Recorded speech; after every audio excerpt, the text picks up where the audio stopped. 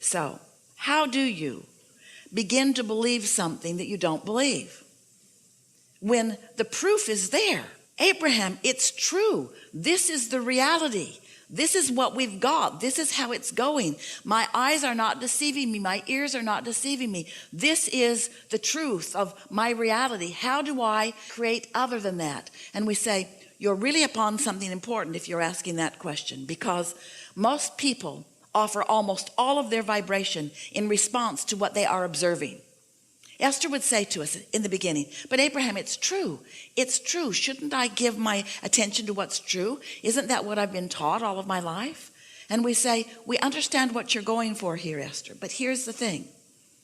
A thing is only true because someone is focused upon it until it became a reality. We would use a different criteria. Not, is it true, but does it feel good to me when I think about it? Is it something that I desire? And if it is something that you desire, then give it more and more and more of your attention. But if it is not something that you desire, giving it more attention only makes it more solid in your experience. You see how it works? How do thoughts turn to things anyway? Have you ever wondered about that? Do you see any pipelines trucking in new fuel from other planets?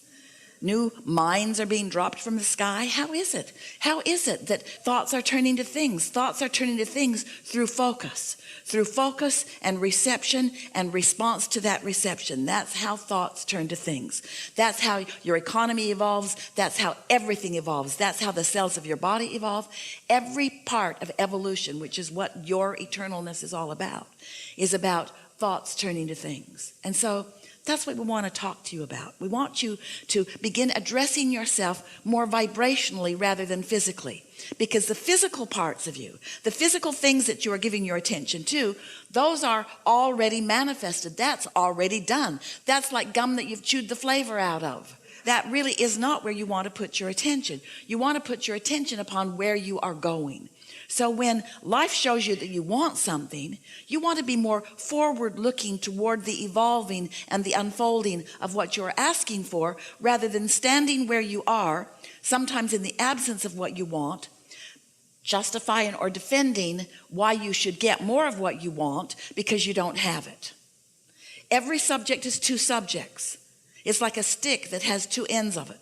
And on one end is the absence of what you want, and on the other end is the presence of what you want. So the question that we're asking you is, when you ask for more money, where's your gut? Where's your emotion?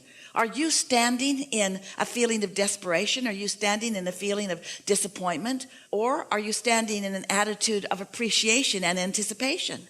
Where's your vibration relative to the things that you're asking for? Are you more of a vibrational match to what you want, or are you more of a vibrational match to its absence? Are you more of a vibrational match to the problem or the solution, to the question or the answer? Well, we can tell you the answer. You can tell by how things are unfolding. However it's turned out so far, that's what you're a vibrational match to. It's always that way. You can tell what you're offering vibrationally by what you're living, by what you're surrounded by. So here's what we want you to hear that may be new for you. And it really is the answer to getting past beliefs that don't serve you. A belief is only a thought you continue to think. That's all. A belief is just a thought that you continue to think. Now we want to help you let yourself off the hook a little bit. You continue to think those thoughts because law of attraction really helps you to continue to think those thoughts. You can't think far past the thoughts that you're already thinking. So there's no hope for you. We've enjoyed this interaction immensely. Good luck with all of that. Think of us, we're living happily ever after.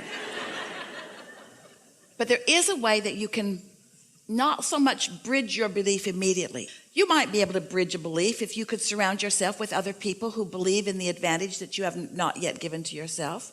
So you may be able to bridge your beliefs if you had someone around you who knows answers to what you're looking for, and you don't know the answer, but they do, and they talk to you every day, and you get to watch them in their life, and eventually you could come to believe because they believe it and they're living it. You could change your beliefs a little bit. That's how most humans are bridging their beliefs, are changing their beliefs. But there's a much easier way. So we have some questions for you before we give you this important thing, the answer to all your hopes and dreams. Do you accept that you are more than this physical personality that you know as you? Yes. So if this inner being exists, and we promise you your inner being does exist, and since your inner being does exist and your inner being is standing in complete knowing of what you're asking for, in other words, knowing, seeing the vibrational version of it, and knowing that this vibrational version, just like a seed in the ground, can grow to the full manifestation that you're looking at, the seed to the abundance you're looking for, the seed to the physical wellness, the seed to the relationships that you want, the seeds to all things that you have been asking for. Since your inner being is there with those seeds, do you believe that your inner being is there with the beginning of what you're asking for? And do you understand that now you've got to do something about letting this vibrational version be realized by you? Your inner being doesn't have the right or the wherewithal to assert anything into your experience. You got to sync up with it.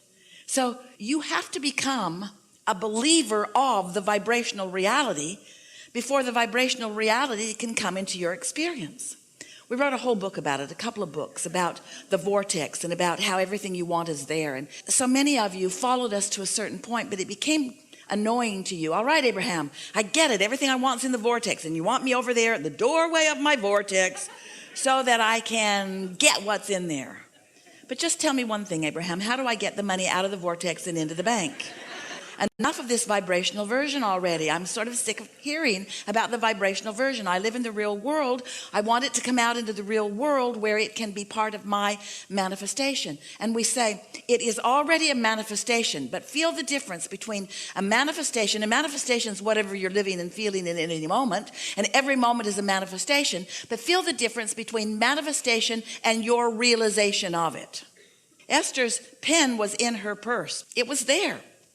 But her realization of it wasn't, so it might as well have not been there because she didn't have hold of it. You see what we're getting at?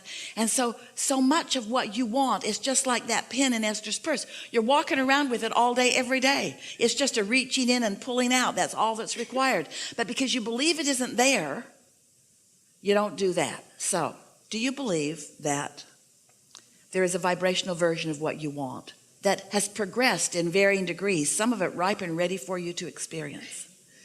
So if the answer to that is yes, then you really are ready for what we are encouraging in a very powerful way these days. You're ready to deliberately put yourself into the receiving mode where you can receive the impulses about it. And this is different than bridging beliefs, because bridging beliefs takes time.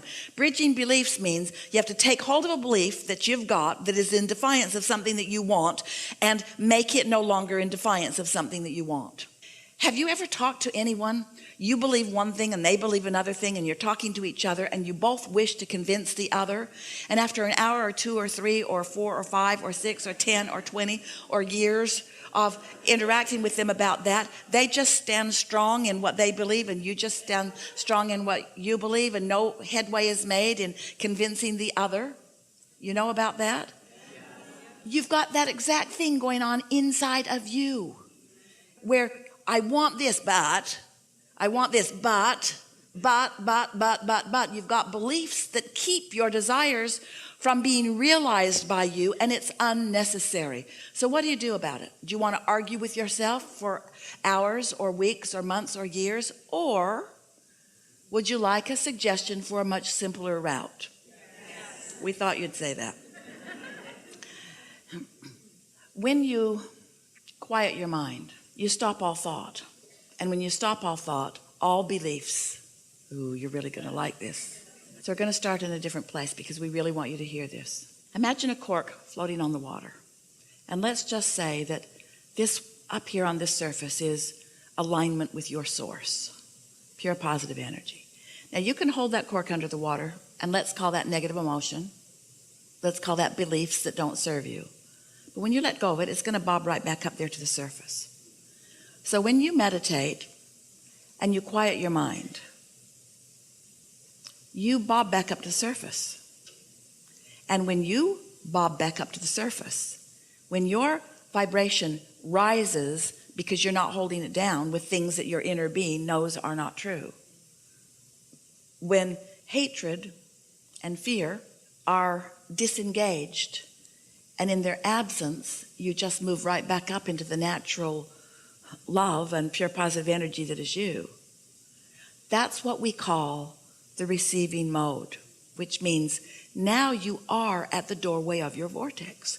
Now, in that absence of contradictory beliefs, the beliefs of your inner being are dominant. In fact, they are only. When you meditate and quiet your mind and allow your vibration to rise, now you are only the frequency of your inner being. Now think about what we've been talking about already here today. So here's your inner being and this vibration, and here's you and this vibration, and everything you feel is about the mix of that. If you are in tune with your inner being, you feel wonderful. If you're not, you feel less wonderful to varying degrees, all the way over to awful. But when you meditate and quiet that part of your vibration, and your vibration rises, now you are at the doorway of your vortex. Now you are in the receiving mode. Now what your inner being knows about everything, and what your inner being knows mostly about is you, now it is your knowledge too. And so now ideas begin to flow to you through your path of least resistance. So when you are in meditation and a thought comes to you, that thought is a thought worth listening to, because it's not from this receptive mode of fear. It's from this receptive mode of knowing who you are, what you want, what's in your vortex, what's already been allowed by you to play out. Your inner being knows where you stand in relationship to everything you want, and knows your path of least resistance to guide you to it. Isn't that nice? So you're at the doorway of your vortex, and you might not be ready yet to translate into words like Esther is doing here, but you'll receive impulses, maybe an impulse to do something or an impulse to call someone. But then you're going to get back into your day. And as you get back into your day and you start observing what's going on in your day, you're probably going to reintroduce more resistance back into your experience. So the closer to meditation, the more likely you are to more clearly receive the answers that you've been listening for. The further into the day you get, the more you're going to start behaving like you usually do. But can you feel how, after a few days of this, or weeks of this, or even years of this, where you quiet your mind and tune to the frequency of who you are, that you could become more guided by that broader perspective? It's just sometimes you're not in the receiving mode and you cannot hear. You can't receive the impulse that will lead to this, which will lead to this, which will lead to this, which, by the way, is the happily ever after journey that we keep talking about. So there.